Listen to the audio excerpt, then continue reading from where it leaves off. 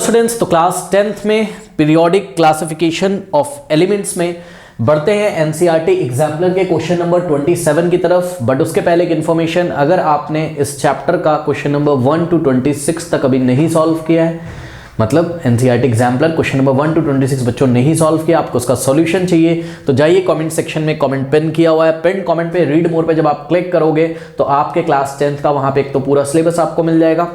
ऊपर जो लिंक मिलेंगे चैप्टर के, वहां पे हमने चैप्टर को पढ़ाया हुआ है। नीचे जो लिंक मिलेंगे बच्चों वो एनसीईआरटी एग्जाम्पलर के लिंक होंगे। तो नीचे जाइएगा, आपको periodic classification of elements NCERT exemplar वाले लिंक पे क्लिक करना है। पूरा प्लेलिस्ट इस चैप्टर का एनसीईआरटी एग्जाम्पलर से जो हमने पढ़ाया है वो आ जाएगा। एक और इन्फॉर्मेशन, अगर अभी तक आपको इस चैप्टर के बच्चों कॉन्सेप्ट नहीं क्लियर है, ये चैप्टर नहीं समझ में आया है कि पीरियोडिक टेबल में टॉप टू बॉटम जाते हैं तो क्या होता है, लेफ्ट टू राइट जाते हैं तो क्या होता है, इलेक्ट्रोनेगेटिविटी कैसे चेंज होती है, या मेटालिक कैरेक्टरिस्टिक कैसे चेंज होता है, एटॉमिक रेडियाई कैसे चेंज होता है, तो इसके लिए आपको हमारा चैप्टर फॉलो करना होगा। चैप्टर का लिंक ऊपर दिया होगा, ठीक है। पिन कमेंट चेक करिए, ऊपर जो पीरियोडिक क्लासिफिकेशन ऑफ एलिमेंट्स है वहां चैप्टर को पढ़ाया हुआ है, नीचे जो लिंक है वहां पे एनसीईआरटी एग्जाम्पलर है, ठीक है बच्चों।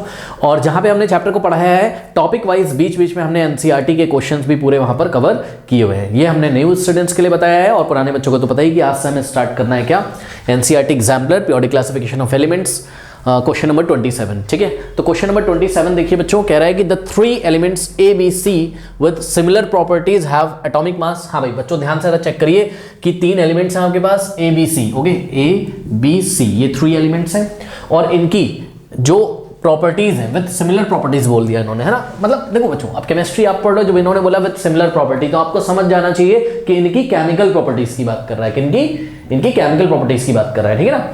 अब देखो बच्चों, केमिकल प्रॉपर्टीज अगर सेम है तो पक्का क्या होगा, ये सेम ग्रुप में आते होंगे कहीं ना कहीं। केमिकल प्रॉपर्टीज सेम है तो ये सेम ग्रुप में आते होंगे, ठीक है, क्योंकि सेम ग्रुप के जो एलिमेंट्स होते हैं उनकी केमिकल प्रॉपर्टी सेम तो नहीं सिमिलर होती है, ठीक है ना। चलो बहुत बढ़िया। अब कह रहा है विद एटॉमिक मासेस, ध्यान दें स्टूडेंट्स, ये एटॉमिक मासेस हैं, ठीक है। तो एक्स वाई जेड इसके एटॉमिक मासेस हैं, यानी कि ए का एटॉमिक मास कहाँ लिखते हैं हम, ऊपर।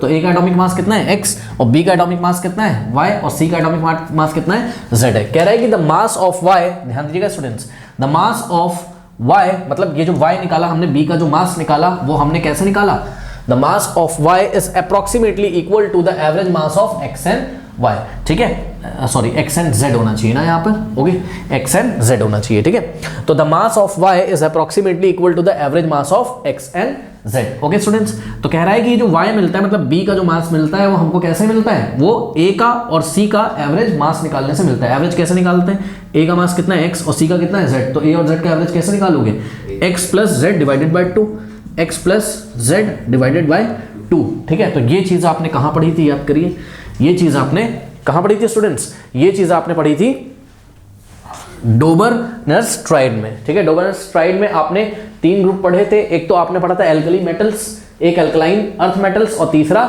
हेलोजन, ठीक है। वहां पर डोबरनर ट्राइड में क्या बताया था उन्होंने बताया था कि हम कुछ ग्रुप्स बना के दे रहे हैं, जैसे कि उन्होंने ये देखिए एल्कली मेटल्स का जो ग्रुप बनाया था, लिथियम, सोडियम एंड पोटेशियम का, याद है यहाँ पे लिथियम का सिंबल Li, सोडियम का Na, पोटेशियम का K। यहाँ पर क्या होता था, लिथियम का एटॉमिक मास कितना है 7, पोटेशियम का कितना है 39, ठीक है। तो जो मिडिल वाला आपका एलिमेंट होता था, ये बीच वाला जो एलिमेंट है, इसका जो एटॉमिक मास है वो इन दोनों का क्या है, एवरेज है। चेक कर लो आप, 23 आपको कैसे मिलेगा, 7 प्लस 39 डिवाइडेड बाई 2 करोगे तो क्या मिलेगा, 23 मिलेगा, ठीक है ना, सिंपल है। और यही क्वेश्चन इन्होंने आपसे पूछा है, कह रहा what is such an arrangement of element called as, ऐसे अरेंजमेंट को हम क्या बोलते हैं। तो सॉल्यूशन हमने यहाँ लिखा, the arrangement of these element is known as Dobereiner's triad. और फिर इन्होंने हमसे बोला है कि give one example of such a set of elements, इसका एक एग्जांपल देना है, तो एग्जांपल हमने दे दिया एल्कली मेटल्स वाला। इसके अलावा बच्चों आप एल्कलाइन अर्थ मेटल वाला भी एग्जांपल दे सकते थे, अगर आपको याद है, जिसमें हमने पढ़ा था कैल्शियम, स्ट्रोंटियम और बेरियम, ठीक है।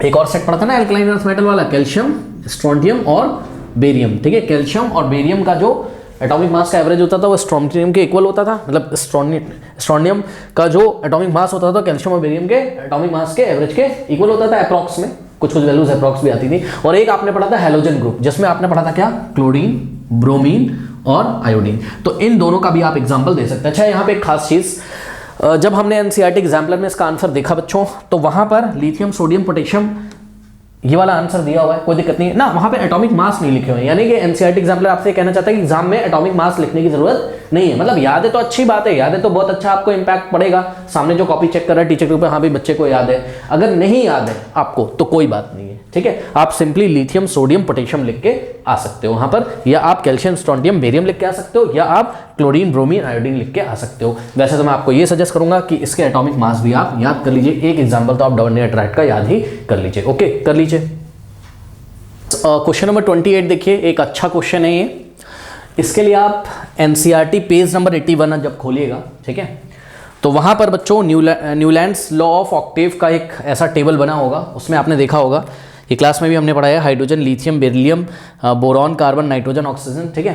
तो न्यूलैंड्स लॉ ऑफ ऑक्टेव्स में क्या खासियत थी कि एलिमेंट्स को इन्होंने क्या किया था, इंक्रीजिंग एटॉमिक मासेस के अकॉर्डिंगली इसको अरेंज किया था, इंक्रीजिंग एटॉमिक मासेस के अकॉर्डिंगली इसको इंक्रीज किया गया था। और दूसरी इसमें खासियत ये थी कि नोट्स ऑफ म्यूजिक वाला यहाँ पे कॉन्सेप्ट लगता था, याद है आपको, सारे गामा पादा नीसा, क्लास में हमने पढ़ाया था। मतलब अगर कोई भी एलिमेंट आप पकड़ लो, जैसे ये हाइड्रोजन आपने पकड़ा या आपने लिथियम पकड़ लिया, ठीक है, तो लिथियम देखो ये हो गया 1 है ना, फर्स्ट एलिमेंट जो होगा वो 8 से क्या करेगा, असेंबल करेगा केमिकल प्रॉपर्टीज में, सिमिलर केमिकल प्रॉपर्टी शो करेगा, यानी देखो first, second, third, fourth, fifth, sixth, seventh, eighth.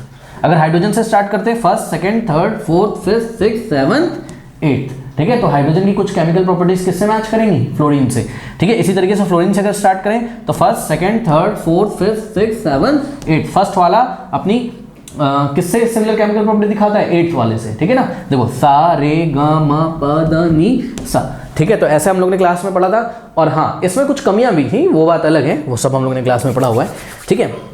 अब देखिए खास बात यह है कि हमारी एनसीईआरटी की जो टेबल है पेज नंबर 81 पे जब आप देखोगे न्यूलैंड्स लॉ ऑफ ऑक्टेव्स, तो स्टूडेंट्स इसमें आपको कहीं पर भी ऑर्गन नहीं दिया हुआ था, कहीं पर भी ऑर्गन नहीं दिया हुआ था। और क्वेश्चन में इन्होंने हमसे क्वेश्चन क्या किया है, बहुत ध्यान से समझिएगा, कह रहा है कि elements have been arrange in the following sequence on the basis of increasing atomic masses, ठीक है भाई, इंक्रीजिंग एटॉमिक मासेस के अकॉर्डिंगली एलिमेंट्स को उन्होंने हमें अरेंज करके दे दिया है। देखो क्या है, fluorine, sodium, magnesium, aluminium, silicon, phosphorus, sulphur, chlorine, organ और पोटेशियम, ठीक है, के का मतलब पोटेशियम। तो ऐसे इन्होंने हमें क्वेश्चन दे दिया है। ओके, अब ध्यान से बच्चों ये चेक करिए कि जब इन्होंने बोल ही दिया आपको कि इंक्रीजिंग एटॉमिक मासेस, तो देखते हुए एक बात तो हमें दिमाग में आनी चाहिए, मतलब इतना तो हमने क्लास में पढ़ रखा है, जैसे ही हम इसको देखेंगे तुरंत हमें ये वाली टेबल एनसीईआरटी की याद आनी चाहिए। तो देखो ये जो इन्होंने ऐसे ये रो दिया हुआ है ऐसे करके, तो ये यहां से मैच कर रहा है कि नहीं, क्या फ्लोरीन, सोडियम, मैग्नीशियम, चेक करो, fluorine, sodium, magnesium, aluminium, silicon, phosphorus, sulphur, उसके बाद ये देखो क्लोरीन, हालांकि आगे लिख दिया कोई बात नहीं है, फिर क्या है क्लोरीन के बाद देखो यहां पे ऑर्गन नहीं होता था, है ना, ठीक है। आई थिंक ऑर्गन की तब तक खोज नहीं हुई होगी नोबेल गैस की, क्योंकि 50-60 एलिमेंट खोजे गए थे न्यूलैंड्स, और उन्होंने बोला तब आगे खोजे भी नहीं जाएंगे, ठीक है, तो एक तो बात उन्होंने गलत करी थी। बहरहाल देखो ऑर्गन नहीं था, है ना। उसके बाद देखो पोटेशियम। अब ध्यान दें, इन्होंने आपसे क्वेश्चन क्या पूछा है, सबसे पहले इन्होंने बोला है pick 2 sets of elements which have similar properties. ये अभी हम आपको बताएंगे, रुक जाइए, पहले आप इसका बी पार्ट देखिए। कह रहा है कि the given sequence represent which law of classification of elements, ठीक है, ये कौन से लॉ को रिप्रेजेंट करता है ये सीक्वेंस, तो जवाब है न्यूलैंड्स लॉ ऑफ ऑक्टेव्स को रिप्रेजेंट करता है। बात समझ में आई? ये जो ब्लू से हमने लिखा हुआ है ये आपको दिखाने के लिए लिखा है, ये आपको ध्यान होना चाहिए, आपको एग्जाम में नहीं लिख के आना है। अब सुनो, ये तो आंसर हमने कर दिया। ए वाला बड़ा मजेदार है, कह रहा है कि pick 2 sets of element which have similar properties, जिनकी प्रॉपर्टीज क्या हो, सिमिलर। अब मेरी बात ध्यान से सुनो, क्योंकि ये न्यूलैंड्स लॉ ऑफ ऑक्टेव्स है, तो आप न्यूलैंड लॉ ऑफ ऑक्टेव को फॉलो करते हुए चलिए। क्या बताया था उन्होंने कि अगर आप यहां से कोई भी एलिमेंट उठा लो तो फर्स्ट एलिमेंट केमिकल प्रॉपर्टी में किससे रिसेंबल करता है, किसके जैसा बिहेव करता है, एट्थ एलिमेंट से, है ना। तो ध्यान सुनो, सबसे पहले तो आपको यहां पे ये काम करना है कि स्टूडेंट्स यहां पर आपको ऑर्गन को क्या कर देना है, कट कर देना है। पहले आप यहां पे ऑर्गन को कट कर दीजिए, ठीक है। सुनिए, ये मैं बहुत इंपॉर्टेंट चर्चा करूंगा यहां पर।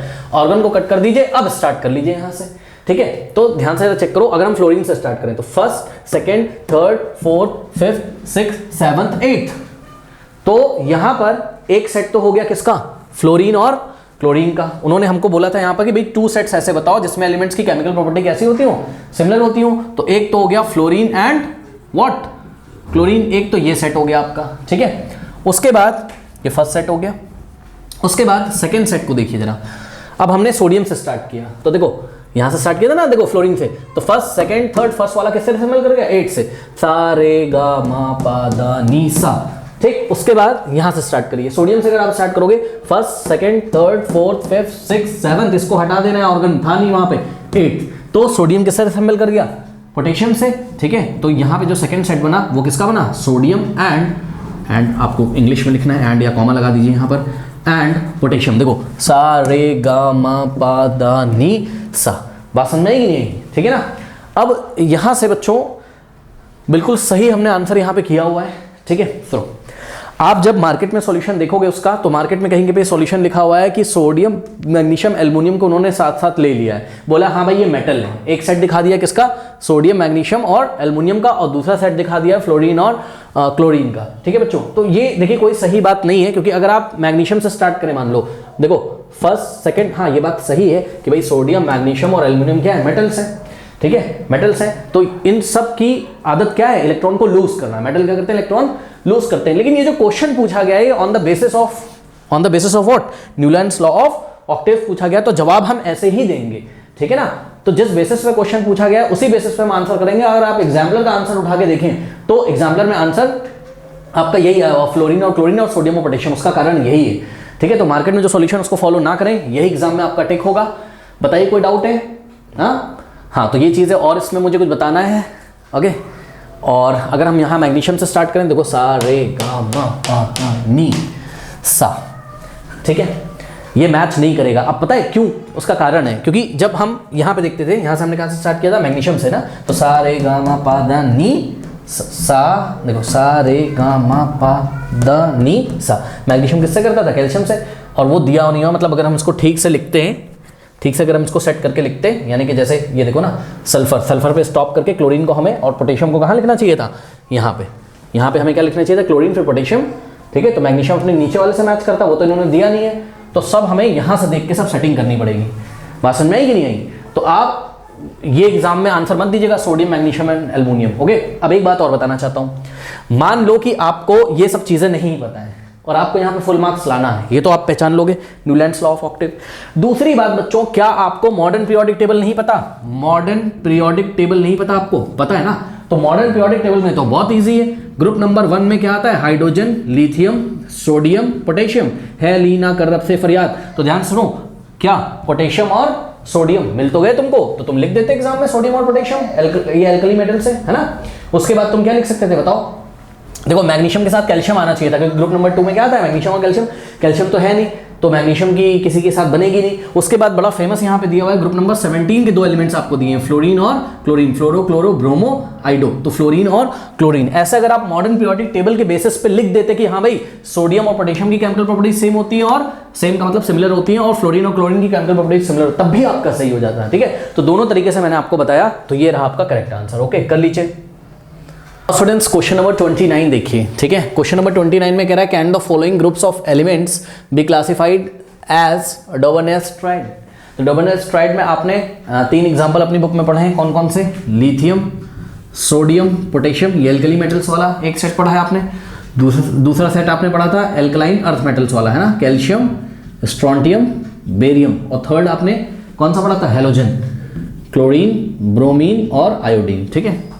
तो अगर ऐसा और ऐसा एग्जाम में हमें दे दें तब तो हम डायरेक्ट पहचान जाएंगे, लेकिन ध्यान से चेक करो, इन्होंने पार्ट ए में आपको क्या दिया हुआ है? सोडियम, सिलिकॉन और क्लोरीन, तो इससे तो मैच कर नहीं रहे, ठीक है, तो हमें चेक करना पड़ेगा। उसके बाद सेकंड दिया बेरिलियम, मैग्नीशियम एंड कैल्शियम, तो ये कहीं से मैच नहीं कर रहा है, तो हमें चेक करना पड़ेगा। अगर डायरेक्ट ये सेट उठा के दे दिए होते इन्होंने, तब तो हम बोल देते हैं हाँ भाई डोबर्नेस ट्राइड को फॉलो कर रहा है, ठीक है ना।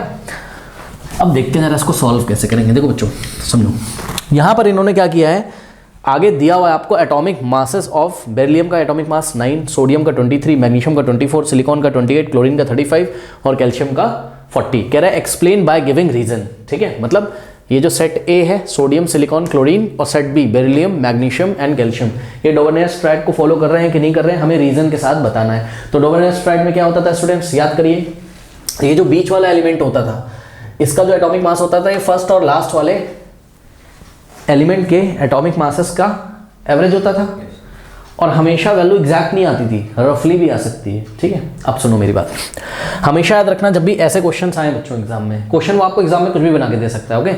जब भी ऐसे क्वेश्चन आए तो 2 बातों का ध्यान रखना है, ठीक है। पहली बात ये है कि आपको रफली चेक करना है। क्या चेक करना है आपको? रफली चेक करना है। क्या चेक करना है रफली? कि जो मिडल वाला एलिमेंट है उसका एटॉमिक मास एवरेज होना चाहिए। किसका? ये जो एक्सट्रीम एलिमेंट्स हैं इनके, ठीक है। मतलब अगर हम सोडियम और क्लोरीन का एटॉमिक मास ऐड करें तो रफली, एग्जैक्टली नहीं, रफली किसके इक्वल आना चाहिए? सिलिकॉन के। एक तो ये बात, अगर ये रूल फॉलो हो जाए तो सेकंड आपको चेक लगाना है कि इनकी प्रॉपर्टीज भी क्या होनी चाहिए? सिमिलर प्रॉपर्टीज भी होनी चाहिए। ये दोनों फॉलो करना चाहिए तभी वो डॉवर्नियर ट्रायड में आएगा, ठीक है। आइए करते हैं हम सॉल्यूशन ए, ठीक है। तो सॉल्यूशन ए के लिए ध्यान से देखिए, सॉल्यूशन ए का थ्योरी हमने यहाँ लिखा हुआ है, बट आइए पहले हम चेक करते हैं, ठीक है। तो ध्यान चेक करो बच्चों, सोडियम का एटॉमिक मास कितना दिया हुआ है? 23, ओके। ये ऊपर लिख देते हैं एटॉमिक मास इसका। उसके बाद सिलिकॉन का कितना दिया हुआ है आपको? 28। और उसके बाद क्लोरीन का कितना दिया हुआ है आपको? 35। ये क्लोरीन का आपको 35 दिया हुआ है, ठीक है। अब चलिए हम सिलिकॉन का निकालते हैं। कैसे निकालेंगे? 23 प्लस हम क्या लिखेंगे यहाँ पर? हम लिखेंगे एटॉमिक मास ऑफ सिलिकॉन। अगर हम निकालें कौन से रूल से? By Dobereiner triad. तो 23 प्लस 23 और प्लस 35 डिवाइडेड बाय 2 करना पड़ेगा। आइए जरा चेक करते हैं। 5 प्लस 3 कितना होता है? बोलिए 8, ठीक है। और 3 प्लस 2 कितना होता है? 5, ठीक है। तो ये हो गया। अब इसको सॉल्व करें। 2 1 2, 2 2 4 बन जाएगा, 2 9 18। तो कितना आ गया? 29। अब ध्यान से सुनो, कुछ बच्चे बोलेंगे सर सिलिकॉन का तो क्वेश्चन में एटॉमिक मास कितना दिया हुआ है? 28, और हमारा डॉवर्नियर ट्रायड वाले रूल से कितना आ गया? 29। तो क्या ये दोनों इक्वल नहीं है? रफली इक्वल बोला था, एग्जैक्टली इक्वल नहीं होता है, ठीक है।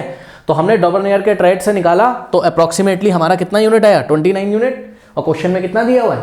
28। तो 28 और 29 में कुछ खासा फर्क है नहीं, कुछ खासा फर्क नहीं है। यानी कि रूल नंबर 1 तो ये फॉलो कर गया, क्या? कि मिडिल वाला जो एलिमेंट है आपका, ये बीच वाला, इसका जो एटॉमिक मास है, ये एक्सट्रीम जो एलिमेंट्स ये एक्सट्रीम पोजीशन पे जो बैठे हुए एलिमेंट्स हैं, इनके एटॉमिक मासेस के एवरेज के इक्वल आ रहा है अप्रोक्सीमेटली, रफली, ठीक है। ओके। अब दूसरा हमको चेक करना है, क्या इनकी सिमिलर केमिकल प्रॉपर्टीज है? क्या इनकी सिमिलर केमिकल प्रॉपर्टीज है? तो जवाब है नहीं, इनके सिमिलर केमिकल प्रॉपर्टी नहीं है बच्चों। ये बात आपको कैसे पता चली? मॉडर्न पीरियोडिक टेबल तो आपने पढ़ा हुआ है, हाँ। ये आता है कहाँ? ग्रुप नंबर 1 में। ये आता है कहाँ? ग्रुप नंबर, मैं लिख दे रहा हूं यहां पर, ये आता है ग्रुप नंबर 1 में। ये कहां आता है? ग्रुप नंबर 17 में, ठीक है। हेलोजन फैमिली है और ये एल्कली मेटल है। और सिलिकॉन आता है आपका कार्बन वाली फैमिली में, ग्रुप नंबर 14 में, ठीक है ना। बात समझ में आई कि नहीं? क्लियरली आप देख रहे हो बच्चों, ये तो क्या है? मेटल है। ये तो क्या है? मेटल है। ये क्या है आपका? हेलोजन या फिर नॉन मेटल है ये, ठीक है। नॉन मेटल मतलब इसके इलेक्ट्रॉन देने की टेंडेंसी होगी, इसके इलेक्ट्रॉन गेन करने की टेंडेंसी होगी। और सिलिकॉन क्या होगा? मेटलॉइड होगा। कल हमने आपको लिखाया था सिलिकॉन क्या होता है? मेटलॉइड। तो बताओ तीनों की केमिकल प्रॉपर्टीज कैसे सिमिलर हो सकती है? बताओ, नहीं हो सकती, ठीक है। ओके। थोड़ा सा मैं आपको एग्जांपल भी दे सकता हूं। ये सोडियम कैसे कंपाउंड बनाएगा? आयनिक कंपाउंड, इलेक्ट्रॉन देकर, जब इलेक्ट्रॉन ट्रांसफर करता है टोटली तो Na+ कैटायन बनाता है, तो ये आयनिक कंपाउंड बनाएगा। क्लोरीन क्या करेगा? इलेक्ट्रॉन को शेयर करेगा, कोवेलेंट बॉन्ड बनाएगा। और सिलिकॉन भी कोवेलेंट बॉन्ड बनाता है, लेकिन सिलिकॉन क्या है? मेटलॉइड है। तो ये इन तीनों की केमिकल प्रॉपर्टीज तो सिमिलर हो नहीं सकती। तो ये दूसरा वाला रूल बच्चों क्वालिफाई इसका नहीं हो पाया। दोनों ही रूल क्वालिफाई होते तब हम लिखते हैं हाँ भाई डॉवर्नियर को फॉलो कर रहा है। तो एग्जाम में आंसर कैसे लिखेंगे, ठीक है। तो पहले तो इतना करके दिखाएंगे, ठीक। उसके बाद हम बोल देंगे भाई सोडियम क्या है? मेटल है। क्लोरीन क्या है? नॉन मेटल है। मेटलॉइड है कौन? सिलिकॉन। इसलिए इनकी केमिकल प्रॉपर्टीज सिमिलर नहीं होती हैं, ठीक है। अब सुनो, ऐसे करके थ्योरी लिखेंगे। क्या लिखेंगे? इन्होंने हमसे पूछा था क्या ये डॉवर्नियर ट्रायड को फॉलो करेंगे? ये वाला जो आपका फर्स्ट सेट है, हम लिखेंगे no, comma, because all these elements यानी कि sodium, silicon and chlorine, because all these elements do not have similar chemical, do not have similar properties, although का मतलब जबकि the atomic mass of silicon is average of atomic masses of sodium and chlorine। इनकी chemical properties यानी कि इनकी जो properties है वो तो सिमिलर नहीं है, जबकि सिलिकॉन का जो एटॉमिक मास है वो रफली एवरेज है। किसका? किसका? सोडियम और क्लोरीन के एटॉमिक मास का एवरेज है। बात समझ में? तो फर्स्ट प्रॉपर्टी तो ये फॉलो, फर्स्ट रूल तो फॉलो कर रहा था, सेकंड को ये फॉलो नहीं कर रहा था। तो इस तरीके से सॉल्यूशन ए को करेंगे। अब देखते हैं सॉल्यूशन बी कैसे करेंगे, ठीक है। तो सॉल्यूशन बी के लिए थ्योरी हमने यहाँ पहले ही लिख दी हुई है। अब यहाँ पर आपके पास सेट क्या है? बेरिलियम, मैग्नीशियम एंड कैल्शियम, ठीक है। तो रूल नंबर 1 क्या चेक करना है कि रफली क्या मिडल वाला जो एलिमेंट है यानी कि मैग्नीशियम का जो एटॉमिक मास है वो एक्सट्रीम पे बैठे हुए एलिमेंट्स के एटॉमिक मास के एवरेज के इक्वल आना चाहिए, ठीक है। तो यहाँ पर आप लोग क्लियरली अगर देखें तो ये रहा आपका बेरिलियम, ये रहा आपका मैग्नीशियम और ये रहा आपका कैल्शियम, करेक्ट। तो बेरिलियम का कितना दिया हुआ है बच्चों, चेक करो जरा, 9 दिया हुआ है, ठीक है। मैग्नीशियम 24 दिया होगा, और क्लोरीन नहीं, कैल्शियम कितना दिया है 35। तो अब हम निकालेंगे बाय डोमिनेट रेट किसका, एटॉमिक मास मैग्नीशियम का, ठीक है। पोटेशियम कितना दिया है, कैल्शियम का 40 दिया है, चलो ठीक है। हाँ, क्लोरीन का 35.5 होता है, तो यहाँ 35 दिया, ठीक है, ओके। तो यहाँ हम निकालेंगे क्या, atomic mass of magnesium by Dobereiner by dt का मतलब डोबरनेट इज इक्वल्स टू, ये एक्सट्रीम का सम करो, 9 + 40 डिवाइडेड बाय 2। हाँ भाई, कितना आएगा 40 + 9 49, और डिवाइडेड बाय 2 करिए, कितना हो जाएगा, कितना आ जाएगा ये 24.5। तो 24.5 आया, ठीक है। अब बच्चों चेक करिए, 24.5 हम रफली बोल सकते हैं वो किसके इक्वल है, 24 के। हाँ भाई, पहला रूल तो फॉलो हो गया, क्या कि जो बीच वाला एलिमेंट है इसका जो एटॉमिक मास है ये एवरेज है किसका, बेरिलियम और कैल्शियम के एटॉमिक मास का एवरेज है, ठीक है ना, ओके। अब दूसरा हमें ये चेक करना है क्या इनकी सिमिलर प्रॉपर्टी है, बेरिलियम, मैग्नीशियम और कैल्शियम की क्या सिमिलर प्रॉपर्टी है। ये आपको कहाँ से पता चलेगा, ये आपको पता चलेगा मॉडर्न पीरियोडिक टेबल से बच्चों। मॉडर्न पीरियोडिक टेबल में आपने देखा है, अब यहाँ पे तो बच्चों जगह है नहीं मेरे पास, यहाँ पे कर देता हूँ मैं छोटा छोटा, ठीक है। मॉडर्न पीरियोडिक टेबल में ग्रुप नंबर 2 आपने देखा है, याद है, बेटा मांगे कार स्कूटर बाप राजी, याद है। Beryllium, magnesium, calcium group number 2 में आते हैं, एल्कलाइन अर्थ मेटल्स हैं। तो ये लगभग इनकी केमिकल प्रॉपर्टीज कैसी होगी, सिमिलर होगी। हालांकि बेरिलियम जो होता है वो थोड़ा सा साइज में छोटा होता है ना, तो वो थोड़ा डिफरेंटली बिहेव करता है, आप क्लास 11th में पढ़ेंगे। बट अभी के लिए जो क्लास 10th में हमें पढ़ाया गया है क्या, कि बेरिलियम, मैग्नीशियम और कैल्शियम सेम ग्रुप के एलिमेंट्स की प्रॉपर्टी, केमिकल प्रॉपर्टी क्या होती है, सिमिलर होती है। तो इनकी केमिकल प्रॉपर्टी अभी के लिए क्या होगी, सिमिलर। क्योंकि अगर आप इलेक्ट्रॉनिक कन्फिगरेशन करके चेक करें तो इसके भी आउटर मोस्ट में 2 इलेक्ट्रॉन होगा, बेरिलियम का एटॉमिक नंबर कितना होता है 4, तो इसका इलेक्ट्रॉनिक कन्फिगरेशन क्या होगा 2,2, चेक करो इसका कितना होगा 2,2, ठीक है। मैग्नीशियम का एटॉमिक नंबर कितना होता है 12, तो 2,8,2, और कैल्शियम का कितना होता है 20, तो 2,8,8,2। तो चेक करो सबके आउटर मोस्ट में कितने इलेक्ट्रॉन आ रहे हैं 2, तो सभी एलिमेंट्स यहाँ पे 2 इलेक्ट्रॉन निकालना चाहते हैं, ठीक है। और ऑब्वियसली कोई ना कोई आयनिक बॉन्ड बनाएंगे। बहरहाल वैसे बेरिलियम आयनिक बॉन्ड नहीं बनाता है, वो साइज में छोटा होता है, कोवेलेंट बनाता है, वो सब हम लोग क्लास 11 में पढ़ेंगे। लेकिन ये सेम ग्रुप में आ रहे हैं, इसलिए अभी के लिए इनकी केमिकल प्रॉपर्टीज को हम सिमिलर मान के चल रहे हैं। तो ये सेकंड के लिए भी क्या हो गया, क्वालिफाई हो गया। तो फर्स्ट के लिए भी क्वालिफाई हो गया, सेकंड के लिए भी क्वालिफाई हो गया, इसलिए डोबरनेट राइट को फॉलो करेगा। तो आंसर हम कैसे करेंगे, पहले हम इतना करके दिखाएंगे एग्जाम में, ठीक है। उसके बाद हम लिखेंगे yes because they have similar properties.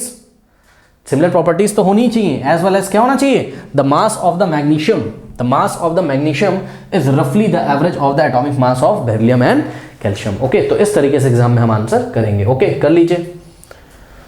Question number 30 देखिए, इन मेंडलीव पीरियोडिक टेबल। इसके लिए आप एनसीईआरटी में अपनी NCERT book page number 83 table 5.4 को खोल लीजिए, उसमें ग्रुप नंबर 8 देखिए। मेंडलीव पीरियोडिक टेबल में ये हमने बना रखा है ग्रुप नंबर 8, ठीक है।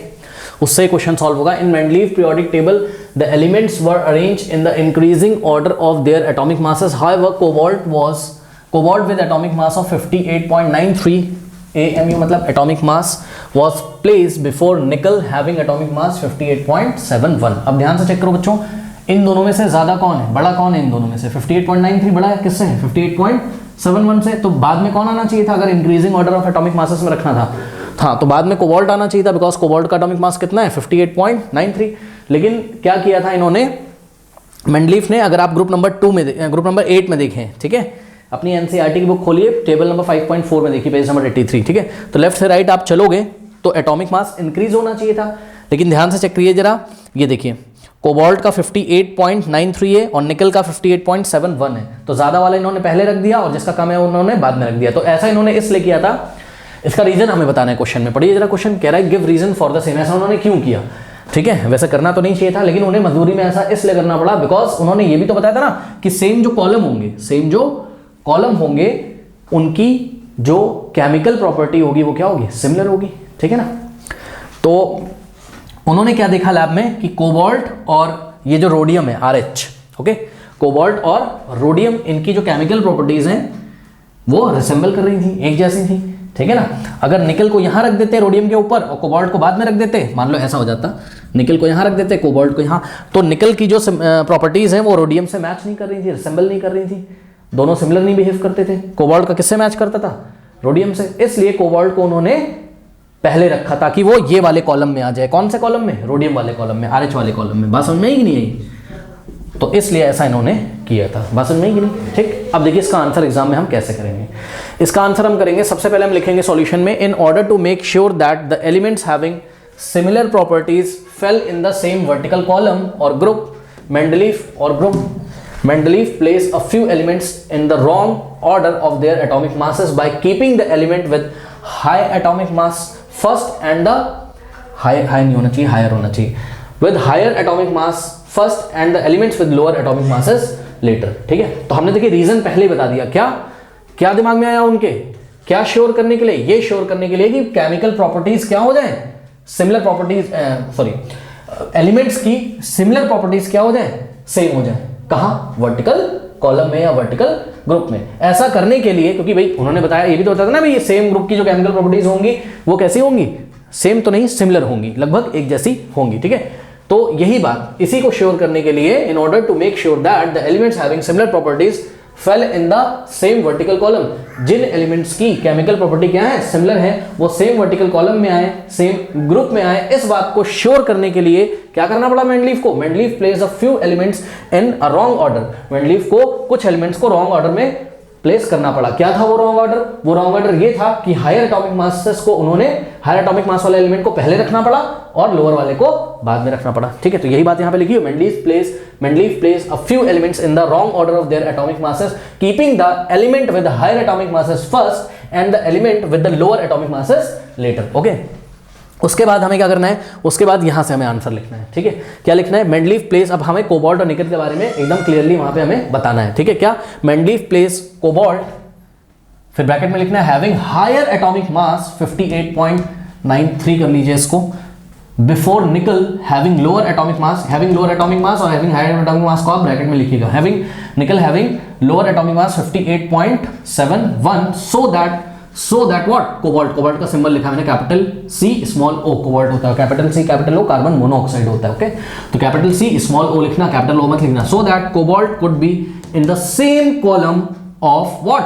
RH of rhodium which closely resemble it in its property। Okay, मतलब ये जो रोडियम है वो क्लोजली किससे रिसेंबल करता है? कोबाल्ट की प्रॉपर्टी से। इसलिए कोबाल्ट को रोडियम वाले कॉलम में रखना पड़ा और ऐसा करने से एटॉमिक मास का जो इंक्रीजिंग ऑर्डर है वो डिस्टर्ब हो गया। बात समझ में आई कि नहीं आई? ठीक है ना? ओके, तो ये हो गया आपका, नोट कर लीजिए इसको। तो स्टूडेंट्स, क्वेश्चन नंबर 31 का जो सॉल्यूशन है वो एंड स्क्रीन पे आ रहा होगा, और जाते जाते जो कमेंट सेक्शन में पिन कमेंट है उसको चेक करना ना भूलें। चलिए फिर मिलते हैं नेक्स्ट वीडियो में, तब तक के लिए पढ़ते रहिए, बढ़ते रहिए, ऑल द बेस्ट।